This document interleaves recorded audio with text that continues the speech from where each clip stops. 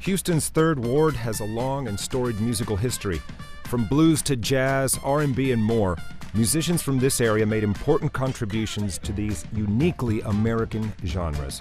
And one building in particular was home base for Third Ward's best and brightest stars. Back in the mid-20th century, there were so many heavy-hitting musicians that came out of that building right there. And if you wanted to see big-name talent, this was the place to be. Many touring acts, big time, came through here. Jazz and R&B. Ray Charles played here. Count Basie played here.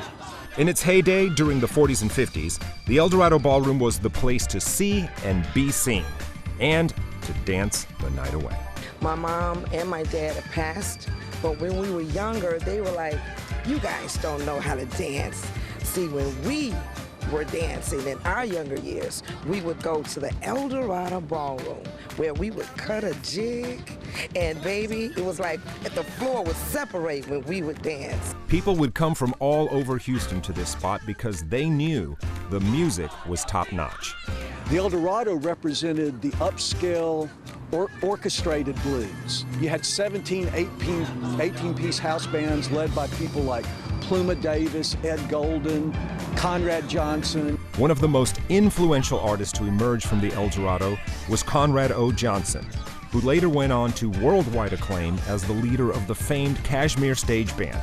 Connie Bodacious was one of his students and remembers him well. Conrad was even in this place, and he was just an amazing musician. Just, you know, while you're in the classroom, you never know who's teaching you or who's standing before you. This man was an icon. The marker outside of the building includes a few of the names that performed here: Milton Larkin, Arnett Cobb, but there were many more that made this spot a hotbed of music in Houston. There's a beautiful woman who's still with us, lives down on Eagle Street just a few blocks from here, Miss Jewel Brown, who worked for 8 years as the featured vocalist with the Louis Armstrong Band.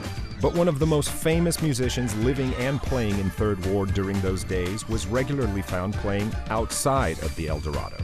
In the city of Houston, which has hundreds of state-approved historical markers, there's only one devoted to an individual musician.